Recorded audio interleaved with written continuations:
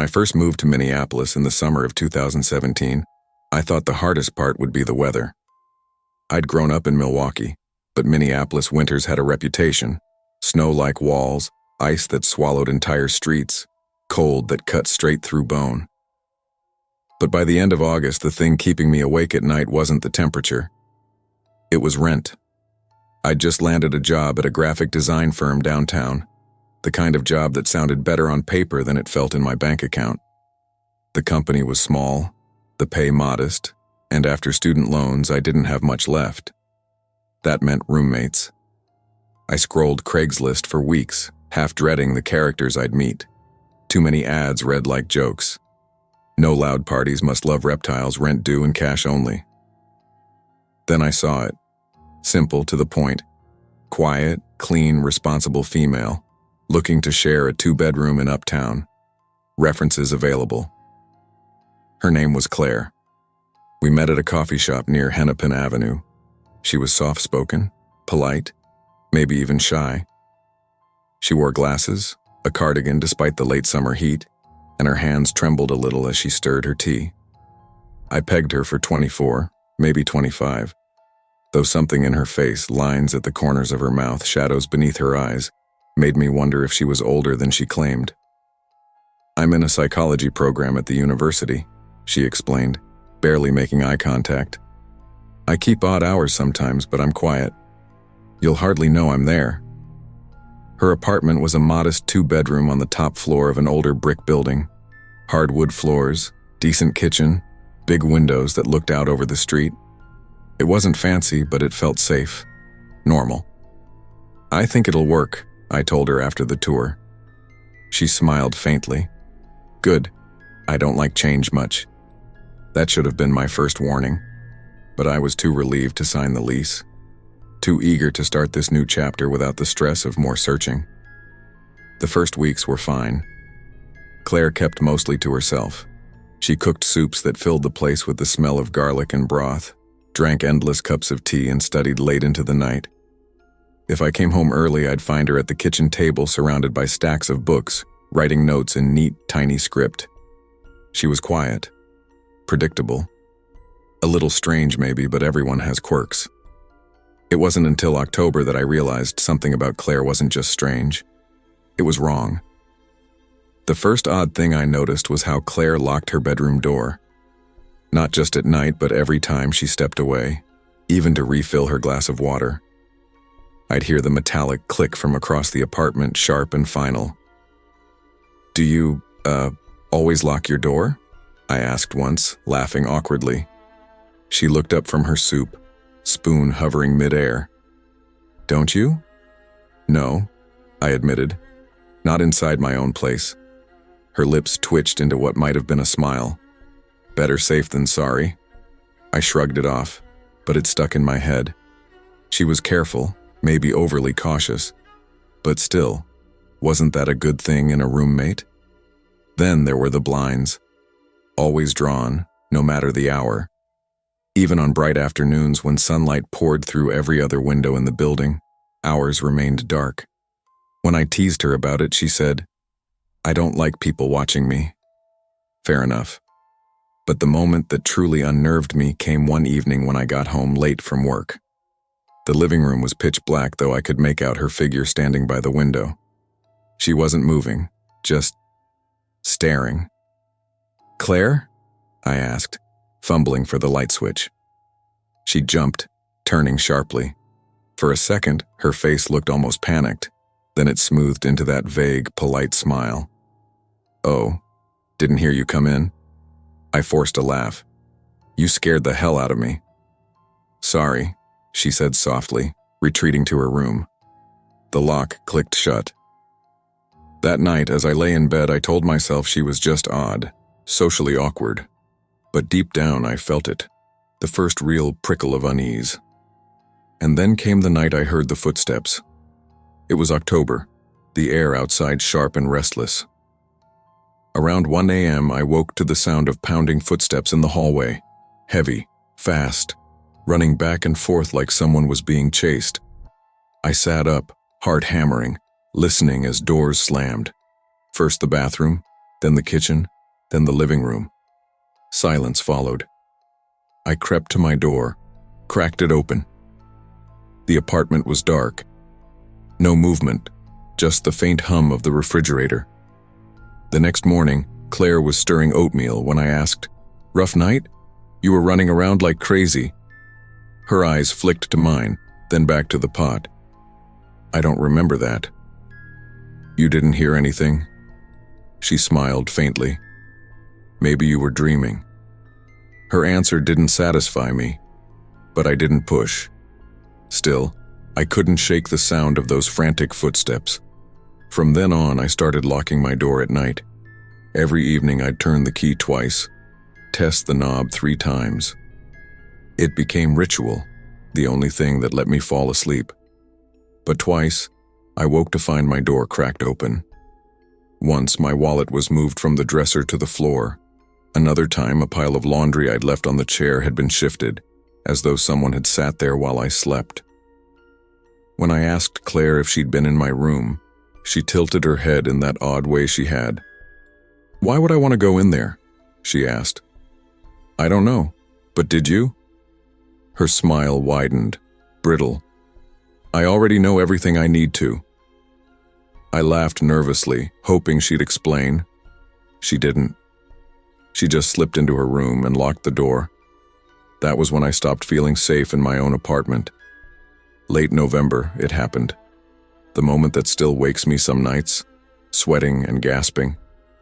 I stirred awake in the dark, my body tense before my eyes even opened. Something felt off, the air too still, too heavy. Slowly, I turned my head. She was there.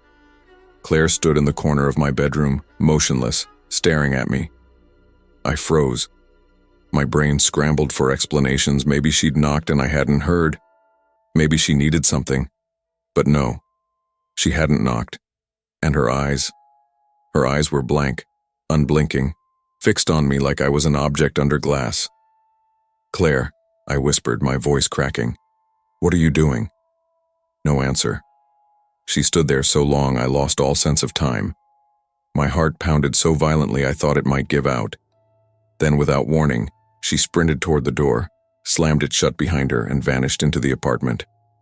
I lay frozen, listening to the silence. My body screamed to move, but fear pinned me down. Finally, I grabbed my phone, locked myself in the bathroom, and called the police. When officers arrived, I told them everything. They knocked on Claire's door, but it was unlocked, her room nearly empty. The closet was bare, drawers cleared, even her toothbrush gone.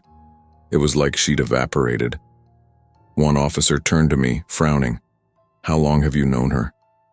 3 months, I whispered. He shook his head. "There's no trace of her in the system under this name. Driver's license, student records, nothing checks out." Claire wasn't who she said she was. They never found her. The name Claire led nowhere. The references she'd listed were dead phone numbers, the psychology program had no record of her, and the social security number she'd given the landlord was tied to multiple aliases. It was like she'd been practicing disappearing her whole life. The police called it identity fraud, maybe squatting. They told me I'd been lucky, that it could have been worse. But lucky wasn't how I felt. I broke the lease the next morning, crashed on a coworker's couch until I found another place. It took me months to feel remotely safe, and even then, I double-checked locks, kept my phone within reach every night. Sometimes I'd catch myself thinking back to that final night. I can still see her standing in the corner, her face pale in the shadows, her eyes glassy and unreadable. I wonder how many times she was in my room before I woke up. How many nights I slept while she stood over me, silent, waiting. And the worst part, the thought that sticks with me even years later, is that I'll never know what she wanted. I'll never know what she was waiting for. In a world where appearances can be fabricated, it's easy to be fooled by politeness, credentials, or a smile. But safety comes from vigilance. Always listen to the small voice of doubt, because sometimes it's the only thing standing between you and danger. I used to believe starting over was just about geography, like if you changed your address, you could somehow leave behind everything heavy. Back in October 2014, when I pulled into the mountain town of Crest Hill, Colorado, I told myself it would be different this time. Portland was behind me, my ex-husband's affair, the courtroom battles, the endless paperwork. At 36, I was exhausted, beaten down by lawyers and gossip and nights where I couldn't sleep for imagining my son Noah being taken away from me. I had fought like hell for him, though. 8 years old, skinny as a rail, 2 big brown eyes that made him look older than he was. He was the reason I hadn't broken completely. And when I signed the last document finalizing the divorce, my bank account nearly empty, I promised myself Crest Hill would be where we both learned how to breathe again. The apartment above the bakery was small but warm. Maplewood Street smelled of coffee and cinnamon every morning. Old wood-paneled walls gave the place a cabin feel, and the fireplace sputtered out enough heat to make the winters bearable. Noah loved standing at the window, watching the snowflakes drift down on the town square. He'd press his little hand against the glass and whisper, "It feels like Christmas all the time here." The apartment came with a roommate, Rachel Moore. She was 29, worked nights at the hospital, and answered the door the day I arrived with boxes stacked high in my arms. I remember the smile she gave me, bright, open, like we were already friends. "Emily, right? Come on in. I'll help with those," she said, grabbing a box before I could argue. That first week, she went out of her way to make me feel at home. She stocked the fridge with groceries, showed me where the laundromat was, even left little notes taped to the refrigerator. "You got this." Or, "One day at a time, girl." When Noah had trouble falling asleep, she read to him, her soft voice carrying through the thin walls. I wasn't used to kindness anymore. My ex-husband's betrayal had stripped me raw, and every interaction felt like it came with strings attached. But Rachel seemed genuine, almost too genuine. I told myself I was being paranoid. Maybe this was what female friendship was supposed to look like. One night after Noah had gone to bed, I sat on the couch sipping tea, and Rachel joined me. "You know," she said, tucking her legs under her, "you remind me of my mom. She was strong, but she went through a lot. I think you're stronger than you know." I felt tears sting my eyes. Nobody had said something like that to me in years. "Thanks," I whispered. "I'm trying." Rachel reached out, squeezing my hand. "You're not alone anymore, Emily. I'm here, always." At that moment, I believed her. I wanted to believe her. I needed to. But even then, in the quiet of that October evening, I couldn't shake the faint unease that crept in when I caught her staring too long at Noah, her expression unreadable. By December, life had taken on a rhythm. Mornings started with the bakery's ovens rattling to life, afternoons with Noah's homework spread across the kitchen table, and nights with Rachel slipping in after her shift smelling faintly of antiseptic and exhaustion. She was good with Noah. Too good, maybe. She remembered the exact way he liked his hot chocolate, how he always asked for an extra marshmallow, for the road, how he hated multiplication but loved spelling. She'd sit with him for hours, drilling words until he aced his tests. "You should have been a teacher," I joked one evening. Rachel smiled but didn't laugh. "Or a mom." I brushed it off, but the way she said it, so flat and certain, stuck with me. Meanwhile, I was tired all the time. I blamed stress, maybe the altitude, maybe the late nights worrying if I'd ever really rebuild. Some days I'd wake up drenched in sweat, dizzy, my stomach twisted in knots. The doctor in town ran every test imaginable, but everything came back normal. "You're run down," he told me. "Rest. Eat better." Rachel noticed, of course. She always noticed. She started making me tea in the evenings, insisting it would calm my nerves. Sometimes she'd cook, sliding a plate in front of me before I had the chance to protest. "You've got to take care of yourself, Em," she'd say, her eyes soft, almost maternal. "Noah needs you strong." I nodded, sipping the tea, swallowing the food, grateful for someone who seemed to care. But the exhaustion kept getting worse. It was Noah who first mentioned something strange. "Mom," he whispered one night when I tucked him in. "Sometimes Rachel comes in when you're asleep. She just sits there watching me. I felt my skin crawl. Maybe she was checking on you, honey. She doesn't say anything. She just stares, like she's waiting for me to wake up. I kissed his forehead, told him not to worry, but when I lay in bed staring at the ceiling, unease gnawed at me. Then, in January, the truth began to crack through. I woke one night, 2:43 a.m. I'll never forget the time. My mouth was dry, my heart pounding. Through the thin walls, I heard Rachel's voice, low and urgent, on the phone. She's getting weaker. It won't be long now. Noah will adjust. He trusts me already. Just trust me.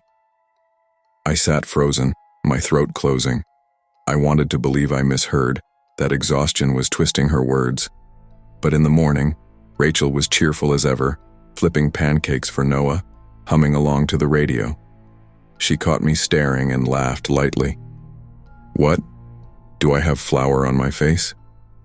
I forced a smile, but inside, something had shifted. A line had been crossed, and no amount of humming or pancakes could erase what I thought I'd heard in the dark. After that night, the apartment no longer felt like home. Every creak of the floorboards, every quiet laugh from Rachel made me second-guess myself. Was I paranoid? Had grief and stress twisted my mind so badly that I was inventing monsters where none existed? But the signs kept piling up. One evening, I came home from work to find Rachel sitting cross-legged on Noah's bed, brushing his hair back from his forehead. He looked uncomfortable, his small body tense. "Hey," I said sharply, standing in the doorway. "What's going on?" Rachel glanced up, smiling. "He had a nightmare. I was just helping." "I didn't have a nightmare," Noah muttered. Rachel's smile didn't falter. "You must have been half asleep, sweetie." I forced myself to swallow the lump in my throat. I didn't want to scare Noah, didn't want to accuse Rachel in front of him. But later that night, I noticed my teacup in the sink. It smelled faintly of bleach. I stopped drinking anything she gave me. I started hiding food in my room, rationing bottles of water like I was preparing for a siege. My hands shook when I locked my door at night, praying the flimsy wood would hold if she ever tried to come in. Still, I wanted to believe I was imagining things. I wanted proof, not whispers in the dark. The proof came a week later. I found Rachel's journal tucked beneath the couch cushion when I was vacuuming. My hands trembled as I opened it, flipping past doodles and medical notes until I landed on a page that froze me cold. Emily is fading faster now. Soon she'll be gone, and I can step in. Noah already looks at me the way he used to look at her. I'll be better. I'll be the mother he deserves. I dropped the journal like it burned me. My heart hammered against my ribs. I wanted to confront her right then, but Noah was in the next room, and the thought of Rachel's reaction with him nearby made my blood run cold. That night I barely slept, lying awake, listening to every sound. Around 3 a.m., I heard her footsteps outside my door, slow, deliberate. She paused for a long moment, then moved on. The next morning, she greeted me with coffee and a smile. "You look tired, Em," she said. "You should let me take Noah to school, get some rest." Her voice was sweet, but her eyes were hungry. The breaking point came on a Thursday evening in February. Snow piled high outside, the bakery closed early, and the apartment felt suffocating with silence. I had avoided Rachel all day, but when Noah went to bed, she cornered me in the kitchen. "Why are you acting so strange?" she asked, her voice sharp. I gripped the counter, my knuckles white. "What are you doing, Rachel? What do you want with my son?" Her face crumpled, and for a moment she looked almost hurt. Then her expression hardened, a chilling calm settling over her. "You don't deserve him, Emily," she whispered. "You're too broken, too weak. He needs a strong mother. I've been helping you fade, yes, but only because it's what's best for Noah. He already trusts me more than you." The words hit like a knife. My stomach lurched, bile rising in my throat. "You're insane," I hissed. Tears streamed down her face, but her voice stayed steady. "You'll thank me one day, or maybe you won't. But Noah will." That was it. The last shred of doubt vanished. I bolted to Noah's room, scooped him into my arms, and locked us both in the bathroom. My hands shook so violently I dropped the phone twice before dialing 911. "Please," I begged the operator. "She's trying to take my son. She's poisoning me." The 20 minutes it took for the police to arrive stretched into eternity. Rachel pounded on the door, her sobs echoing through the tiny apartment. "Emily, don't do this. I love him. He needs me." When the officers finally burst in, I collapsed against the cold tile floor, clutching Noah so tight he whimpered. They found bottles of crushed sedatives in the kitchen. In Rachel's room, they uncovered more journals, filled with pages describing how she would replace me, how she was meant to be Noah's real mother. As they led her out in handcuffs, she turned her head and locked eyes with me. "He'll come to me anyway," she whispered. "One day." Rachel was convicted of attempted poisoning and sentenced to several years in prison. The prosecutor called it one of the most chilling cases of obsession he'd seen in Crest Hill. For me, it was simply survival. Noah and I left the apartment on Maplewood Street the same week. I couldn't walk past the bakery without hearing her voice, without picturing her footsteps outside my bedroom door. We packed our things in a single rented van and drove back to Portland, back to the only place that still felt like ours. But safety doesn't come just because the locks are new. Even years later, I double-check every door before bed. Cameras line my apartment. I flinch when someone knocks unexpectedly. And sometimes late at night I wake to the phantom smell of bleach, my heart thundering in my chest. Noah is older now, taller, stronger. He remembers pieces of that winter, though I've tried to shield him from the darkest parts. Once when he was 13, he asked me, "Mom, do you think Rachel ever really cared about me?" I wanted to lie. I wanted to say yes, to tell him she just got confused, but I couldn't. "She cared about the idea of you," I told him, "not the real you. She wanted to own you, not love you. There's a difference." He nodded slowly, his eyes thoughtful, older than his years again. Sometimes I wonder if Rachel still thinks about us from wherever she is now. Sometimes I wonder if she dreams of Noah, if she still believes she was meant to be his mother. That thought chills me more than anything, because what haunts me isn't just what she did. It's how close I came to letting my guard down, to believing that a stranger could fill the role of a best friend without consequences. I wanted family so badly that I ignored the warning signs until it was almost too late. Trust is precious, but it's also dangerous. People aren't always what they seem. Even the ones who smile, who offer kindness, who seem to be exactly what you need, they can be hiding the darkest intentions. I learned that the hard way, and I'll never unlearn it. True friendship is built on respect, not obsession. Trusting others is vital, but blind trust can be deadly. Always listen to your instincts, and never ignore the quiet signs that something is wrong. Because sometimes, the person you welcome closest can become the greatest threat. When I first met Lily, I was 20 years old, a junior at a college in Chicago. It was the fall semester of 2013, and everything in my life seemed to be finally taking shape. I had just declared my major, business administration, and I was splitting time between classes and working part-time at a small coffee shop off Clark Street. My parents were proud, my friends were supportive, and I felt like I had momentum. Then Lily walked into my life like a spark on dry wood, and nothing would ever be the same again. We met through a friend of a friend at a campus party. She wasn't the loudest person in the room, but she didn't need to be. She had this easy confidence, a way of leaning in when you talked to her that made you feel like what you were saying mattered more than anything else in the world. She had dark hair that always seemed slightly untamed, and a laugh that broke through noise like sunlight cracking a storm. People floated toward her, but when she locked eyes with me, it felt like she had chosen me out of everyone. That's what hooked me. Our friendship developed quickly. At first, we studied together in the library or grabbed late-night pizza after class. Then came the texts that stretched until dawn, the inside jokes only we got, the feeling of being understood in a way I hadn't felt before. By Christmas break, we were inseparable. I'd catch myself smiling at nothing, just replaying her voice in my head. She called me her anchor, and in those days I thought it was romantic. I didn't see the weight that word would carry later. After graduation, when she suggested we move in together, I didn't hesitate. We found a one-bedroom on Belmont Avenue, a worn-down building with thin walls and squeaky floors. The neighbors were loud, the windows drafty, but we didn't care.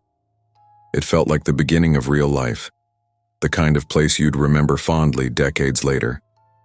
She painted the walls a warm yellow, bought mismatched thrift store furniture, and made the place feel alive. I thought we were building something permanent. I thought I'd found my person. But over time, small things shifted. She asked who I was texting, why I came home 5 minutes later than usual, why I smiled at the barista downstairs. At first it was subtle, framed like curiosity, but it built up. I shrugged it off as insecurity, something she'd grow out of.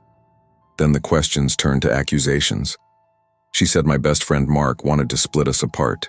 She told me my mom disapproved of her, though she had no proof of it. I kept telling myself it was stress, the pressure of adulthood.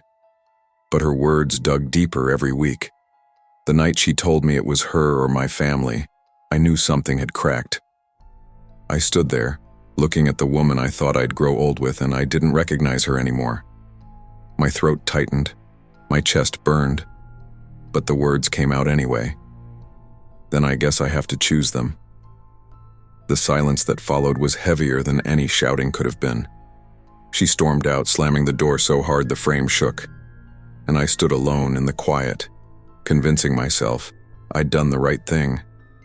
For a short while, I believed that was the end. I thought I'd reclaim my life, that the nightmare was over before it really began. I was wrong. That night was only the beginning, and the shadows Lily left behind would follow me for years to come. The morning after the breakup, my phone buzzed with messages before I even opened my eyes. At first, they were apologetic. "I didn't mean it, Jason. You know how much you mean to me. Please, let's talk." I didn't respond. By noon, the tone had shifted. "You'll regret this. No one will ever love you like I do. You belong to me." By the end of the week, I had over 600 unread texts. It felt like she was breathing down my neck even when she wasn't in the room. I stopped answering altogether, thinking she'd get tired of the silence. She didn't. Instead, she escalated. I'd catch glimpses of her near my office downtown. At first, I thought it was coincidence, but then I noticed how she lingered across the street, pretending to be busy while her eyes never left me. Sometimes she'd smile, other times her face was blank, like she was waiting for me to make a mistake. I started taking longer routes home, ducking into different train cars, but she always found a way back into my line of sight. The worst was one stormy night in November. Rain hammered against the windows, and I'd gone to bed early, exhausted from a week of trying to outrun her. Around 2 a.m, a noise from the backyard woke me. At first, I thought it was the wind, but something pulled me to the kitchen. When I drew back the curtain, I froze. There she was, standing in the downpour outside the sliding glass door. Her hair was plastered to her face, her clothes soaked, but she wasn't knocking. She was just standing there staring at me. No movement, no words, just eyes fixed on me like I was prey. My hands shook as I dialed 911. By the time the police arrived, she was gone. They checked the yard, the street, but found nothing. The officer told me to be careful and suggested maybe I'd misunderstood, but I knew what I saw. The image of her face in the stormlight burned itself into my brain. That night I barely slept, every creak of the apartment sounding like footsteps. I changed the locks the next morning. For the first time, I thought maybe I'd get ahead of her. A week later, I walked into my apartment and felt my stomach drop. The walls were covered in writing, dozens of notes scrawled in red lipstick. "We belong together. You promised. You can't shut me out." Photographs of us were taped over my family pictures, her smile covering my mom's face, her handwriting carved into every corner of the room. That was the moment I realized she still had a key. The police finally took me seriously after that. They caught her breaking in again 2 weeks later. She screamed when they dragged her out, not in fear but in rage, shouting my name as if I had betrayed her. She was charged with breaking and entering, and a restraining order was put in place. For a while I felt safe. For the first time in months, I could breathe without looking over my shoulder. But deep down I knew Lily wasn't gone. People like her didn't just disappear because of a piece of paper. The months after Lily's arrest felt like limbo. I tried to convince myself I was free, but small reminders kept surfacing, proof that she was still out there. Letters began showing up in my mailbox, no return address, written in her looping handwriting. At first, they were love letters, echoing the past. "Remember the first time you kissed me in the library? Remember how you said forever?" Then, the tone shifted again. "Your silence is cruel. You'll regret ignoring me." I turned them over to the police, but they told me unless she violated the restraining order in person, there wasn't much they could do. Mark, my best friend since childhood, tried to keep me sane. He came over often, filling the apartment with normalcy, pizza boxes, late-night movies, conversations about sports and work. He was the one person who kept me from collapsing into paranoia. One night, I admitted to him that I felt like I was going crazy. He shook his head and said, "You're not crazy, Jay. She is, and she's not your responsibility anymore." I wanted to believe him, but my gut told me otherwise. I started noticing small things, a shadow near the bus stop that vanished when I looked twice. My email password reset without me requesting it. A voicemail with only heavy breathing before it clicked off. I told myself it could be coincidence, paranoia, even a glitch. But at night, lying awake in the dark, I couldn't shake the feeling she was closer than I thought. One evening in early spring, I left the office late and decided to cut through an alley I'd walked dozens of times. Halfway down, I heard footsteps behind me. Slow, deliberate. I turned, and though the streetlight was dim, I caught a glimpse. Long hair, a pale face, the unmistakable outline of her figure. My chest tightened, and I ran. I didn't stop until I was inside my apartment, the deadbolt locked, my back pressed against the door. I never saw her that night again, but I knew it was her. I could feel her presence like static in the air. The next morning, I found an envelope taped to my front door. Inside was a single photo of me sleeping in my bed, taken from the corner of the room. My breath caught as I studied the image. The curtains had been opened just slightly. Had she been outside with a camera? Or worse, had she been inside while I slept? The police called it harassment, but there wasn't enough to press further charges. I moved a month later, desperate for distance, but fear followed me like a shadow. Even in my new apartment, miles away from the old one, I couldn't shake the paranoia. Every knock at the door, every rustle outside my window made me flinch. Mark told me I had to start living again to stop giving her power. I tried. I went back to work. I met new people, but always in the back of my mind was the thought, she's still out there, and she still thinks I belong to her. By 2018, 5 years had passed since Lily first stormed out of our apartment. I'd moved twice, changed jobs, and even tried dating again, but the ghost of her presence lingered. The restraining order had expired by then, though the letters hadn't stopped entirely. Every few months one would appear in my mailbox, or worse, on my windshield. Always the same theme: destiny, forever, her refusal to let go. I never replied, but I kept them, a reminder that her obsession hadn't died. That summer, Mark convinced me to take a short trip with him and his girlfriend to Lake Geneva. For the first time in years, I felt relaxed. Sitting by the water, grilling burgers, laughing over old memories, I almost believed I'd escaped her. But the night we returned, exhaustion heavy on my shoulders, I found a letter waiting at my apartment door. "I'm glad you had fun at the lake. You looked happy, but you forgot me." My blood ran cold. She knew where I'd been. She was still watching. I installed cameras around my apartment, motion sensors, every security measure I could think of. For weeks, nothing happened. Then, one morning, I woke to an alert on my phone. The camera had picked up movement around 3 a.m. I pulled up the footage with trembling hands. There she was, walking slowly across the yard, staring straight into the lens before disappearing into the shadows. She wanted me to know she was still close. She wanted me to see her.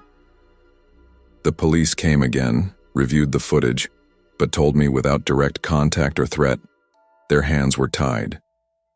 I wanted to scream at them, to ask what it would take for them to act. My death? Someone else's? Instead, I went back inside, sat in the dark, and tried to steady my breathing. It was clear now that Lily wasn't just unstable. She was patient. She was waiting. Mark urged me to move again, maybe even leave the city. But deep down, I knew moving wouldn't solve anything. She didn't care where I went. She would find me. What unsettled me most was the thought of how far she'd already gone, and how much further she might be willing to go. The last time I saw Lily was in the fall of 2019. I was leaving work late, the city quiet, in that strange way it gets after midnight. As I turned onto Belmont, I noticed a figure leaning against the corner lamppost. My stomach dropped. It was her. She looked thinner than I remembered, her eyes hollow, her smile twisted into something unrecognizable. For a long moment, we just stared at each other across the empty street. Then she whispered, though I could barely hear it, "You can't run forever." I didn't cross the street. I didn't argue or beg. I just kept walking, my legs stiff, my heart pounding like a drum in my chest. When I finally looked back, she was gone, vanished into the city like smoke. That was the last time I saw her in person. But the story didn't end there. Even now, years later, letters still arrive. Maybe once or twice a year, sometimes on holidays, sometimes on random Tuesdays. They're always the same, her handwriting looping across the page, insisting we're meant to be. I moved again in 2020, this time without telling anyone outside of Mark and my family. Yet somehow, she still finds me. Every envelope is proof that the past isn't truly past. People ask me why I don't move across the country, change my name, start over. The truth is, you can't outrun a shadow that lives in someone else's mind. Wherever I go, she'll follow, because in her world, I'm not Jason. I'm the promise she thinks I broke, the obsession she won't release. And there's no restraining order strong enough to rewrite the story she's convinced herself is real. Now, when I walk home at night, I keep my head on a swivel. Every footstep behind me, every face in a crowd could be hers. I've learned to live with the tension, though it never leaves. What unsettles me most isn't the memory of what she's done. It's the knowledge that she's still out there waiting. And in her mind, we're not finished. What happened with Lily taught me something brutal but necessary. Love without trust is poison, and obsession disguised as devotion is dangerous. We often ignore the early signs because we want to believe in people. But denial can cost us more than heartbreak. It can cost us safety, peace, even years of our lives. The lesson is simple but hard to accept. When someone shows you who they are, believe them the first time. Walking away early may hurt, but it can save you from a lifetime of fear. When I think back to that fall, I remember the ordinary details before the extraordinary ones. Cedar Valley High was like most public schools in Ohio. Brick walls that seemed to soak in decades of teenage voices, long beige hallways lined with lockers that stuck if you slammed them too hard, and a cafeteria that always smelled faintly of grease no matter what was on the menu. My life was pretty normal then. I was 16, a restless sophomore who never liked being told to sit still. My parents called it a short attention span, but my friends said I just had a knack for finding trouble. I wasn't a bad kid. I got decent grades, played on the JV basketball team, and hung out with the same circle of guys I'd known since middle school. But rules never stuck to me the way they did for other people. If a teacher said no phones in class, I'd sneak mine under the desk. If the school held a drill, I was the one dragging my feet, always pushing my luck. Looking back, I think that streak is exactly what put me in the wrong place at the wrong time. Lockdown drills had become part of our routine. We'd shuffle into corners, sit silently under desks, and wait for the principal's voice to tell us we were safe. Most of us treated it like a joke, rolling our eyes, whispering behind our hands. We all thought nothing bad ever happened in a town like Cedar Valley. Crime belonged in big cities, not in our quiet suburb with its strip malls and tree-lined streets.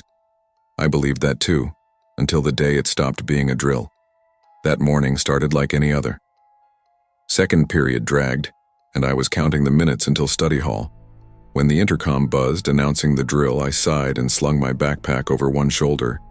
My teacher told us to move quickly, but I lingered in the hall, stretching out the last taste of freedom before I'd be stuck in silence. The halls emptied faster than I expected. Doors clicked shut, blinds closed, footsteps faded. Soon it was just me in the echoing corridor, pretending I had more time. That's when I heard it. Footsteps, heavy, deliberate, echoing against the linoleum behind me. At first I thought it was a teacher making rounds, maybe even the janitor, but something in the rhythm of those steps felt wrong. Too slow, too purposeful. My stomach tightened. I ducked behind a row of lockers, peeking out carefully. That's when I saw him. A man I didn't recognize, taller than most teachers with pale skin and dark clothes that blended into the dim light. He walked with a strange confidence, like he wasn't lost at all, like he knew exactly where he was going. I held my breath, frozen.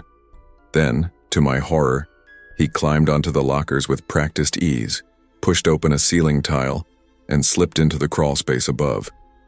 The sound of scraping across metal and shifting tiles made my skin crawl. My legs moved before my brain caught up. I bolted down the hall and banged on the nearest classroom door, my fists frantic. When the teacher opened it, I blurted out everything in a rush. Her face went pale. She locked the door again, pulled me inside, and whispered for everyone to stay quiet. Within minutes, the announcement came over the intercom. This wasn't a drill anymore, it was real. The shift in atmosphere was instant. 1 second, kids were whispering nervously about another boring drill. The next, fear clamped down like a vice. Our teacher crouched by the door, eyes darting toward the ceiling as if she could hear what I had heard. My classmates huddled in the corner, faces pale, breaths shallow. I sank against the wall, my chest still heaving from the sprint. My words felt trapped in my throat, but everyone kept staring at me like I'd brought the danger with me. We waited in silence. Then it came. A faint thump, muffled by the ceiling tiles. It moved from one side of the hallway to the other, slow and deliberate. A couple of girls covered their mouths to keep from crying. I squeezed my eyes shut, willing the sound to stop, but it only grew closer, then paused directly above us. For a moment, the world went still. I thought the tile above our heads might give way at any second. The intercom crackled, and the principal's voice, tight with strain, announced a full lockdown. This is not a drill. Teachers lock doors and remain silent. Police are on their way. My blood ran cold. The words I never thought I'd hear were real, and I was the reason everyone knew. Minutes stretched into hours. The occasional scrape from the ceiling sent jolts through the room. Once, I swear I saw the tile above the teacher's desk shift just slightly. My teacher motioned for everyone to stay quiet, her hands trembling. I clutched my knees, trying to steady my breathing. My mind kept replaying the image of the man's pale face as he disappeared into the crawl space. Eventually, the faint sound of sirens cut through the silence. Relief rippled through the room, but no one dared move. We listened to the echo of boots pounding down the hall, radios crackling, flashlights slicing through the dark. The noises above grew frantic, then suddenly stopped. When an officer's voice called for teachers to open doors, our room exhaled as one. They ushered us into the hallway where students from other classrooms spilled out, wide-eyed and shaken. I overheard fragments, kids swearing they'd heard him above their rooms, others saying they'd seen a shadow slip past vents. The police didn't confirm anything at first, but their expressions told us enough. Something or someone had been up there. When they finally announced it was safe to go, the day blurred into chaos. Parents crowded the parking lot demanding answers. Teachers tried to calm us, but their own voices shook. All I could think about was how close I'd been. If I'd walked a little slower, if I hadn't ducked behind the lockers, maybe he would have seen me first. The thought made my stomach turn. That night, lying in bed, I stared at the ceiling and couldn't shake the sound of footsteps above my head. For the first time in my life, the silence of my room felt like a threat. The next morning, Cedar Valley High was different. The building that had always felt safe, boring even, now loomed like a trap. Police cars still lined the front entrance, reporters crowded the sidewalks, and the principal stood grim-faced at the door, repeating that everything was under control. But the whispers told a different story. Rumors spread faster than facts. Some said the man had a weapon. Others swore he'd been living in the ceiling for weeks. By lunch, someone claimed he'd been sneaking into classrooms at night, watching us sleep during overnight events. The truth was murky, but one thing was clear: he hadn't been caught. The official line was that police had found signs of someone living in the school. Blankets tucked into corners above the gym, half-eaten food from the cafeteria, bottles of water stashed near the vents. It was enough to confirm my story, but not enough to put anyone at ease. The idea that a stranger had been crawling through the ceilings above our heads while we studied algebra and ate lunch was almost too much to process. Teachers tried to carry on like normal, but no one was focused. Every creak of the building drew glances upward. Every sudden noise sent a ripple of panic. During study hall, I overheard two seniors whispering about how they'd seen someone moving above the bleachers weeks ago but hadn't said anything. Their laughter sounded forced, brittle. Mark, my best friend, sat with me at lunch and shook his head. "Man, you're lucky," he said. "If he saw you, if he came down on you." He didn't finish. I didn't need him to. My food sat untouched on the tray, the smell of stale pizza making me sick.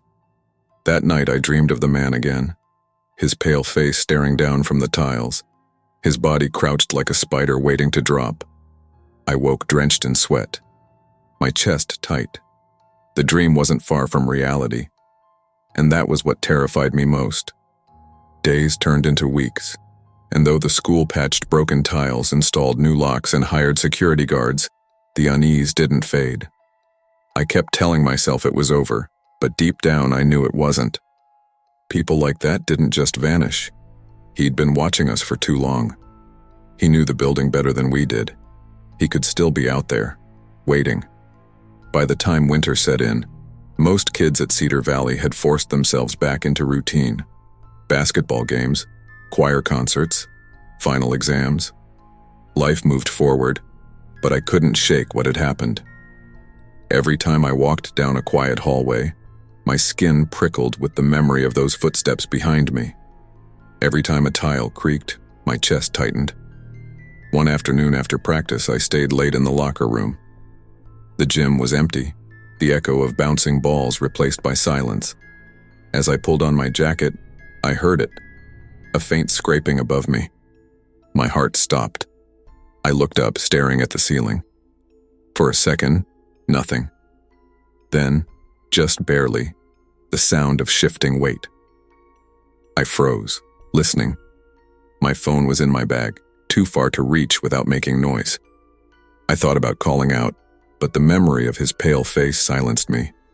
I forced myself to move, slow and quiet, until I reached the exit. Once I hit the cold night air, I ran. The next day, I told Mark what happened. He frowned, but didn't laugh. Maybe it's just the building, man. Pipes, old wood. But I saw the doubt in his eyes. He knew I wasn't making it up. The police brushed it off when I reported it, saying the building was old, sounds travel strangely through ceilings. But I knew better. The thought gnawed at me. He was still here, still moving in the shadows above us. Maybe he wanted to be seen again. Maybe he wanted me to know. Years have passed since that day, but the memory hasn't dulled.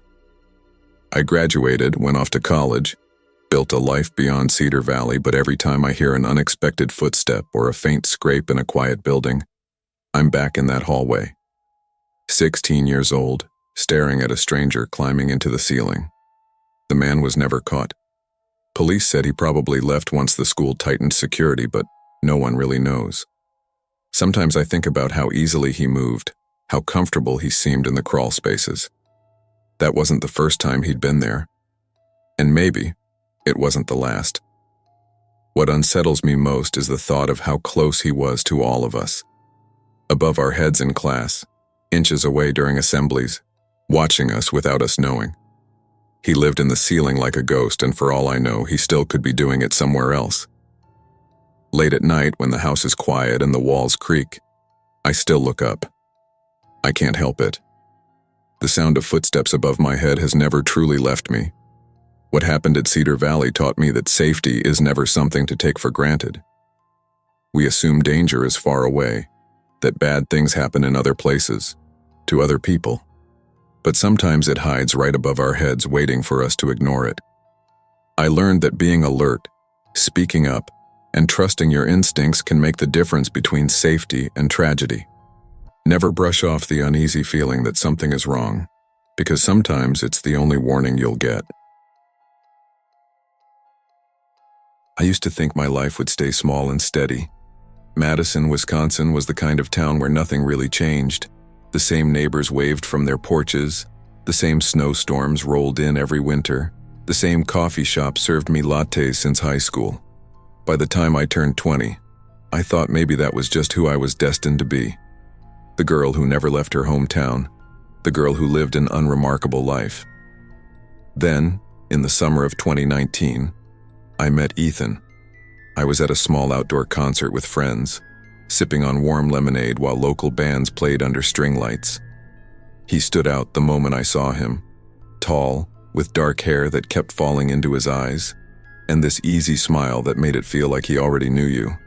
He came up to me after the set, asked about the band, and within minutes, it felt like I'd known him forever. We started talking every day. He remembered little things, my favorite flavor of ice cream, the song I always hummed when I was nervous, the fact that I hated thunderstorms. He'd show up at my door with flowers or text me good morning before my alarm even went off. I fell for him fast, swept up in the rush of someone who made me feel seen. My friends teased me, said I was glowing, and maybe I was. That first fall, I spent more time with Ethan than anyone else. Late night drives around the lake, walks through the farmer's market, hours just lying in his apartment talking about everything and nothing. My world started to revolve around him, and I didn't mind. For once, life felt bigger than Madison, bigger than routine. But slowly, almost too slowly for me to notice, things began to change. He held my hand so tightly my fingers ached. He asked where I was every hour of the day, who I was with, why I didn't answer fast enough. Once, when I laughed at a text from my best friend, he grabbed my phone, read it, and hurled it at the wall so hard it shattered. Then he cried, begged me to forgive him, said it was because he loved me too much. I wanted to believe him, so I stayed. I told myself it was passion, that he was scared of losing me. I ignored the pit in my stomach when his hugs lasted too long, when his voice sharpened over nothing, when I felt more trapped than cherished. Looking back now, that was the beginning of the end. The fight started small, jealous questions, slammed doors, long silences where his anger sat in the air like smoke. But they escalated quickly. When I tried to break up with him one evening, telling him I needed space, his face twisted in a way I'd never seen. He punched the wall inches from my head, the drywall splintering. Then he pulled me into a hug so crushing I could barely breathe, whispering, "You can't leave me. You're mine." I froze. My body wanted to run, but my mind told me if I fought, he'd snap. So I stayed quiet, let him hold me until he calmed down. Later, he brought me ice cream, kissed my forehead, swore he'd never do it again. That became the pattern. Explosions followed by apologies, violence followed by gifts. I was trapped in a loop I didn't know how to break. Friends noticed. My best friend, Carly, pulled me aside one night. "Mara, this isn't you. You're scared all the time. He's not good for you."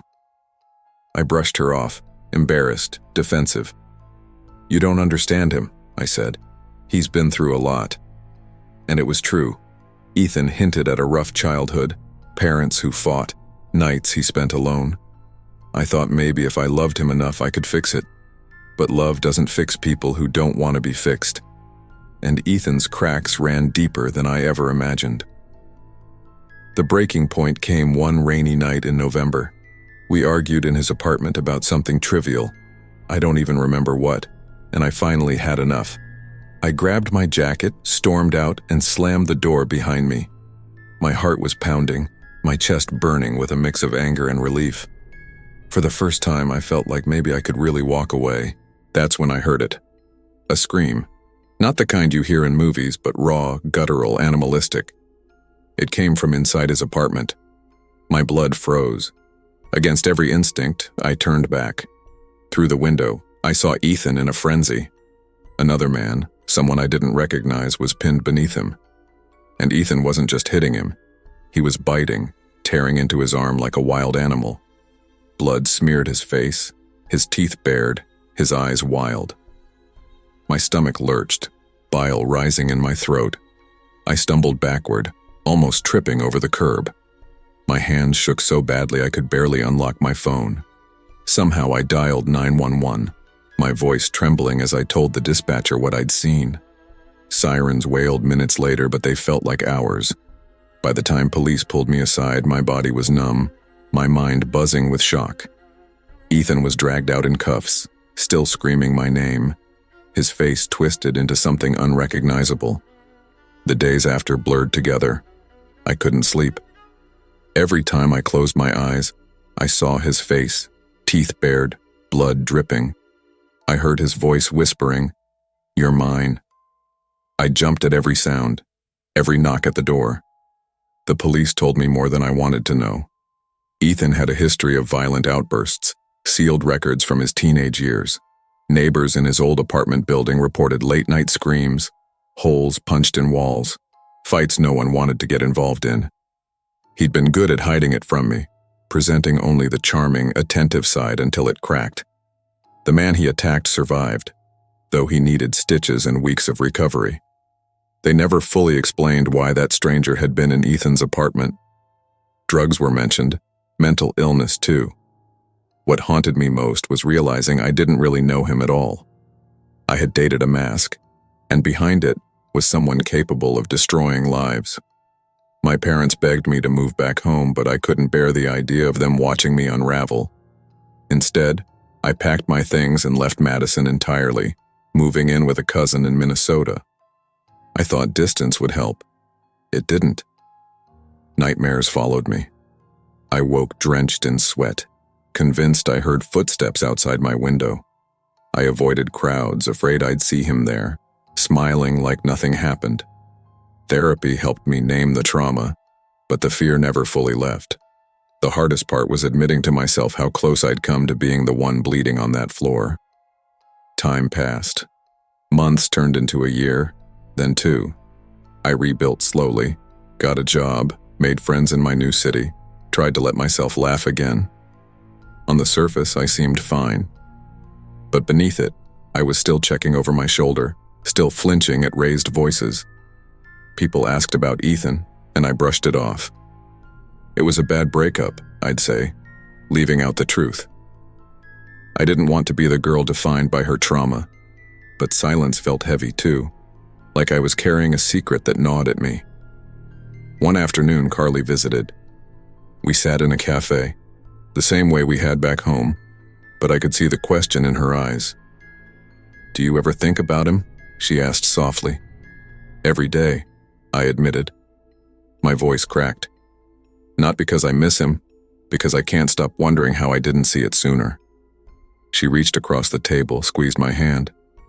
You saw what he wanted you to see. That's not your fault. I wanted to believe her, but part of me still replayed the warning signs I ignored. The bruises from his grip, the broken phone, the way he isolated me from friends. I thought love meant enduring. I was wrong. It's been years now, but the shadow of Ethan still lingers. I've dated since, cautiously, always watching for cracks. I set boundaries. I speak up when something feels wrong. Still, his voice echoes sometimes, uninvited. You're mine. The truth is, I don't know where he is now. Last I heard, he was in a state facility, receiving treatment. Maybe he's changed, maybe he hasn't. I don't let myself dwell on it. What matters is that I walked away. I carry scars no one can see, but I also carry strength I didn't know I had. I survived loving someone dangerous. I survived convincing myself his cage was love. And though fear still follows me, so does resilience. At night, when the memories press hardest, I remind myself, I am not his. I never was. What I learned is that love should never feel like ownership. Affection that controls, isolates, or hurts is not love. It's a cage. We want to believe we can save people from their demons, but ignoring red flags only lets those demons grow. The hardest lesson is also the clearest. When someone shows you their darkness, don't look away. Walk away. Because your safety, your freedom, and your future are worth more than any promise of love. I had always imagined life after college as a gradual drift into adulthood, getting a steady job, paying rent on time, maybe meeting someone special. Instead, I ended up in Asheville, North Carolina, in a rickety farmhouse I could barely afford, sharing it with strangers. My hometown in Vermont felt like another life I wasn't ready to face yet, so when a couple of friends suggested renting a house together, I jumped at it. It was just after graduation in the fall of 2016, the air crisp with the promise of change. The house was old, creaky, and smelled faintly of mildew. The porch sagged in the middle, like it had given up on holding itself up, and the paint flaked with every touch of wind. But it was cheap, and it had that kind of rustic charm you only see in postcards. The woods around it stretched far and wild, a tangled sea of trees that promised privacy and escape. At first, the place was a playground. We were loud, laughing into the night, burning logs in the fire pit, music bouncing through the thin walls. Friends came and went, and we became a little chaotic family, bound by shared freedom and the kind of naive optimism that comes after graduation. I didn't notice Jonah at first. He was always quiet, mostly keeping to himself, answering questions with yeah or sure before retreating to his room. I barely knew him, and I thought that was fine. But as the months went by, two of our roommates found jobs elsewhere and left. The house, once a riot of life, fell into an eerie silence, leaving just Jonah and me. That's when things began to change. Jonah's habits became off. He'd come home late at night, back door slamming like a gunshot, footsteps echoing down the hallway. I'd hear him moving in ways that didn't make sense, rustling, whispers, murmurs as though he were speaking to someone invisible. When I asked if he was okay, he'd freeze, eyes locking on mine a second too long before muttering, "Lost track of time, long night," and disappearing back into his room. The air in the house started to feel heavier, like the walls were holding their breath. I tried not to think too much about it, but one night he knocked on my door. His voice was calm, almost polite, but there was an undercurrent that made my chest tighten. "Hey, I lost my wallet in the woods. Can you come help me look?" It was close to midnight. The woods behind the house were dense, the kind of place where you could walk for hours without seeing another soul. I hesitated, but Jonah had already grabbed a flashlight and was stepping off the porch. Against every instinct screaming at me, I followed. We walked in silence at first, flashlight beams bouncing off twisted branches. Jonah muttered directions, but it quickly became obvious he wasn't searching. He was leading me, deeper, further from the house. My stomach knotted with a cold fear I couldn't shake. "Jonah, we should head back," I said, trying to keep my voice steady. "We can find it tomorrow." He didn't answer at first, then his eyes caught the beam of my flashlight. There was a flash there, disappointment, maybe anger, but he said nothing, just turned and walked ahead, disappearing into the black. That was the night I realized some people's intentions are impossible to read, and some silences hide more than words ever could. The next morning, I woke up to the kind of light that made everything in the house look pale and washed out. I hadn't slept well. Every creak, every sigh of the floorboards in the empty rooms reminded me of the night before. I half expected to see Jonah back from wherever he had gone, but he wasn't. I went through the motions of breakfast alone, staring at his empty chair. The first few days I told myself it was nothing. Jonah had always been weird, always quiet. Maybe he'd gone for a long walk to clear his head. But then the oddities began to pile up. Dishes he never cleaned started stacking in the sink. Random objects, keys, notebooks, even small appliances would move from where I had left them. Sometimes I'd glance down the hallway and swear I saw shadows shifting in impossible ways. One night I heard him whispering again. I couldn't make out the words, but it sounded frantic, desperate. I called out his name and the whispering stopped instantly, replaced by silence so thick it pressed against my eardrums. I went to his room, but he wasn't there. The window was open, curtains fluttering in the cold night air. I confronted him that morning. "Jonah, what's going on? You're scaring me." He shrugged, expression blank. "I don't know what you mean." That was it, that casual dismissal. But something in his eyes told me otherwise. The tension was building, and I was acutely aware that this man, my supposed roommate, had layers I couldn't peel back without risk. By the end of the week, I was jumpy, flinching at every sound. The house no longer felt like a home. It felt like a trap. Jonah noticed, of course, but he never acknowledged it. He simply continued his routines, slow and deliberate, while I walked on eggshells, trying not to provoke him or make him aware of my growing fear. I began to avoid him, spending more time outside or at cafes in town. But the woods were always there, looming behind the house like a constant, silent threat. Every time I glanced at them, my mind replayed that night, the way he had led me further and further from safety without explanation. One evening I found a notebook tucked under the couch cushions. Inside, scribbles, sketches, fragments of sentences that made no sense. "Follow them. Never let go. I'm watching," and then scrawled in larger letters, "They don't know." My stomach sank. Jonah noticed me staring at it. "Found something interesting?" he asked, casual, but his lips twitched as though holding back a grin. I didn't answer. I just shoved it in my bag and walked out, the tension in my chest coiling tighter. I began to realize something I had ignored in my naivety. Sometimes people don't just hide themselves, they lure you into a world you weren't meant to enter.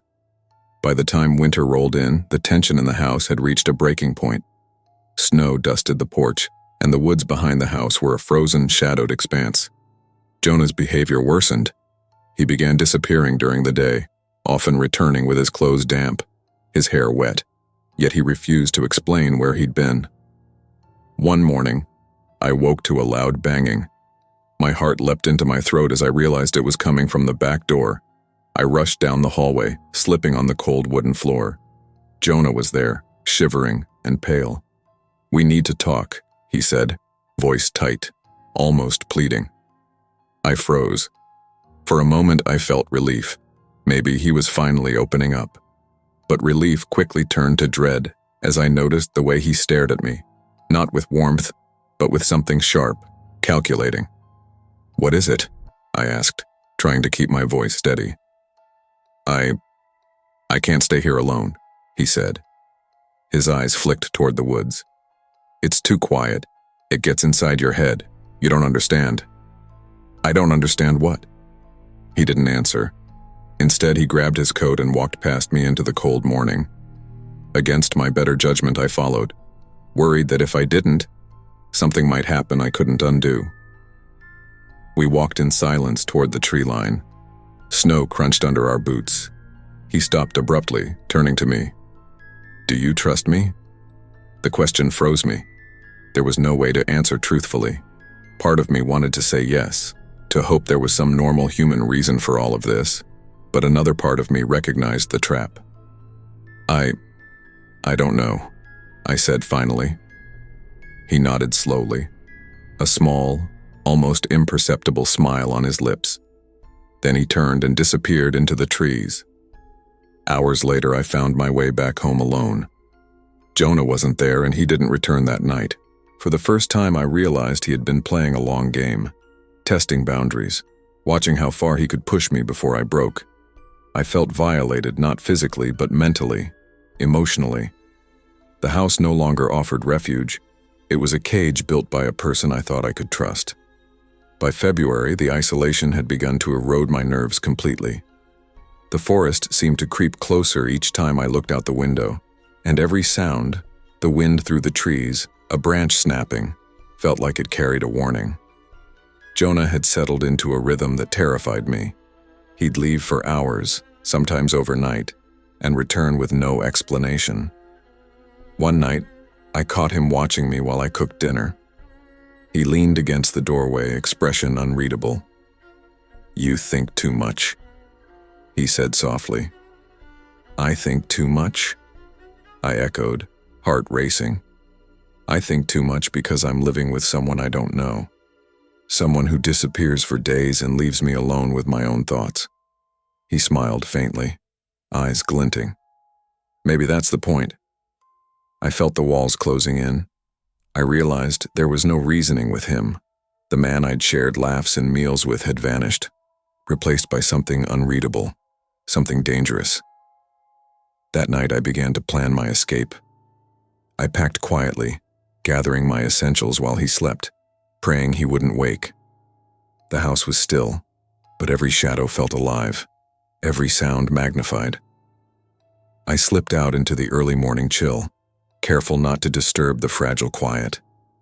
I drove through the winding roads of Asheville, heart pounding, until the house was a distant silhouette against the horizon. I never returned. Weeks later, I saw the for rent sign online. The house was empty, cleaned out, as if it had never existed. Jonah was gone, vanished without a trace. Sometimes I wonder what he wanted that night in the woods, if he ever intended for me to leave, or if he simply needed to see how far he could push someone. The fear he instilled wasn't the kind of fear that comes from immediate danger. It was the insidious, creeping kind that burrows under your skin and never fully goes away. I think about it often. The silences, the whispered words, the way he made the house feel like a living thing, watching me. People can hide dark sides beneath friendly masks, and trust, once given, can be manipulated in ways you never anticipate. The world is full of people who test boundaries, who lead you into situations where logic fails and instincts scream. And sometimes, the most terrifying thing isn't a haunted house or a monster. It's realizing that the person you thought you knew could break the reality around you without ever raising a hand. I learned to trust my instincts, to pay attention to the signs, and to never ignore the feeling that something is off. That is the moral I carry with me. Trust cautiously, and remember that not all darkness walks with a shadow. You can find it in someone who smiles at you. When I turned 18, leaving home felt like more than just a rite of passage. It felt like survival. My parents' fights weren't the kind you could just tune out. The yelling bled through every wall, every creaking floorboard, every hollow space in the house. Doors slammed with the kind of force that left the air shaking, and sometimes I thought the walls themselves were holding their breath, waiting for the next scream. I'd grown numb to it, almost, but there was always that final edge. The heaviness of being trapped in a space that felt designed to crush me. One evening, after another shouting match left the living room scattered with broken glass and furniture scratches, I packed a small bag and walked out. I didn't say goodbye. I didn't argue with the echoing shouts. I just left. Salem, Massachusetts felt like the opposite of home. New streets, cold gray skies, and an almost absurd quiet that was immediately unnerving. I found a small ad online for a cheap rental, a one-bedroom in a house that smelled faintly of mothballs and damp wood. When I arrived, the owner, Margaret, greeted me with a tight, forced smile. She had her hair pinned back neatly, and her manner was strangely formal, as if she were performing for an invisible audience. She showed me the apartment, or rather, the space she claimed was mine. I didn't think much of it at first. Older landlords tended to linger, but almost immediately I realized she hadn't truly rented it to me. Margaret moved freely in and out of rooms without knocking, sometimes lingering in the living room, reading or watching television, though I'd never agreed to her presence. At night, when the house groaned, I heard her pacing outside my bedroom door.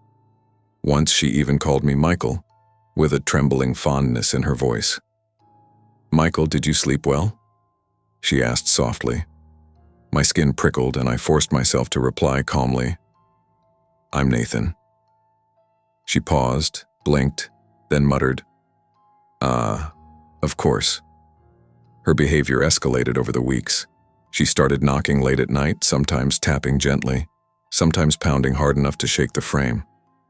I asked her what she wanted. Her answers made no sense. "You're awake, aren't you?"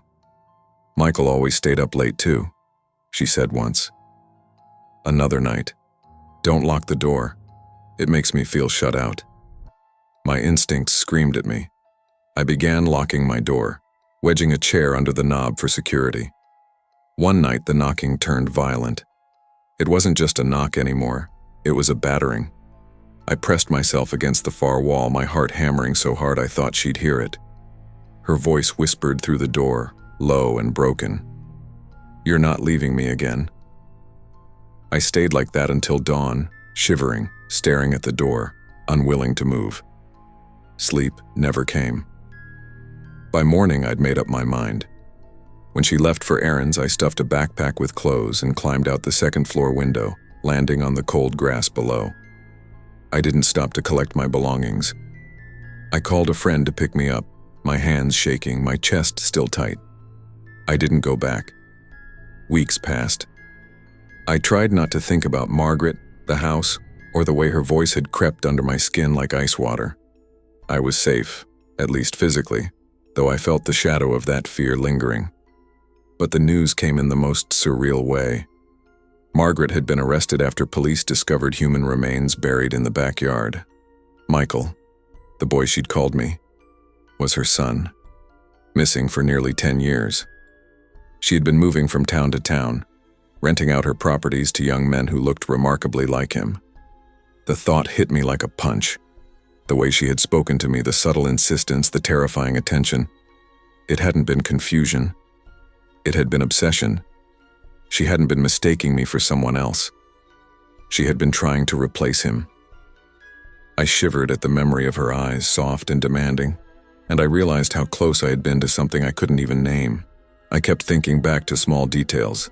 The way she lingered, the way she praised my habits, my choices, my every movement. The way she had watched me eat, watched me sleep, even her faint perfume lingering when she wasn't in the room. At the time, I'd rationalized it.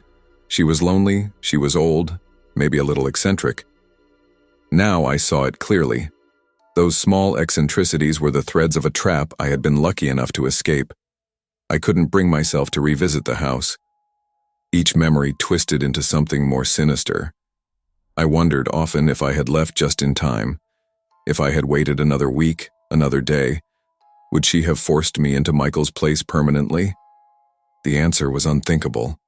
I found myself replaying that night over and over, trying to rationalize every choice, every instinct I'd ignored, every tiny sign I'd brushed aside. Even now, months later, I could see her face in my mind. The thin, neat hair, the fixed smile, the eyes that had not blinked enough times to be human. And I understood, finally, that survival sometimes depended on trusting the smallest instinct, the tiniest prick of unease, the one you ignore at your peril. I stayed with friends in Boston for a few months, trying to put distance between myself and Salem. but the shadows followed. I noticed patterns everywhere. The way certain landlords lingered too long, the way strangers observed me a little too closely. Every time I rented a room or stayed in someone's house, I double-checked exits, locked doors, even slept with my backpack nearby. I started talking about it only to close friends, careful not to exaggerate, careful not to sound paranoid. "She was obsessed," I said once, voice low over coffee. "Not just with me. With herself. With the memory of her son. I don't think she realized I wasn't him." My friend, pale, nodded, unsure how to respond. I began keeping a journal, writing down every dream, every twitch of paranoia, every flashback.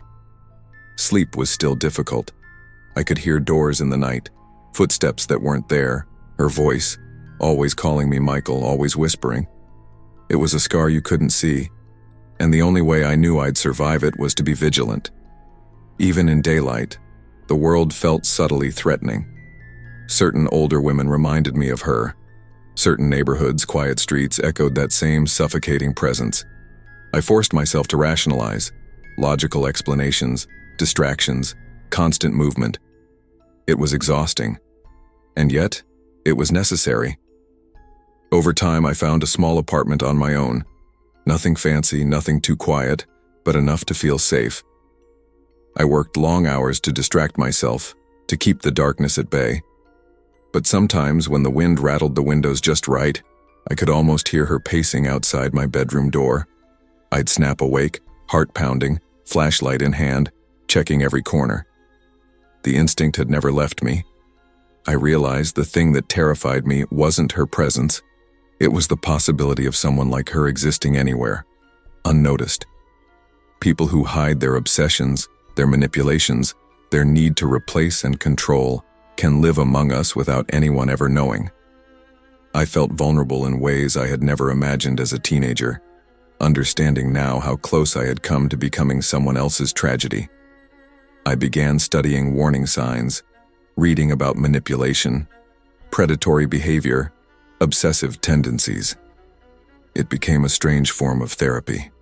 Knowledge was a shield, and preparation was survival. But every night when I turned off the lights, the memory of her tight smile and the whisper of my name in the wrong voice haunted me. Years later, the memory has faded but never disappeared. Salem is just a dot on the map for me now. Yet the house, the narrow street, the smell of damp wood, they return in dreams with alarming clarity. I think about Michael, and I feel a strange sorrow mixed with relief. Margaret's obsession had cost him his life, but I had escaped.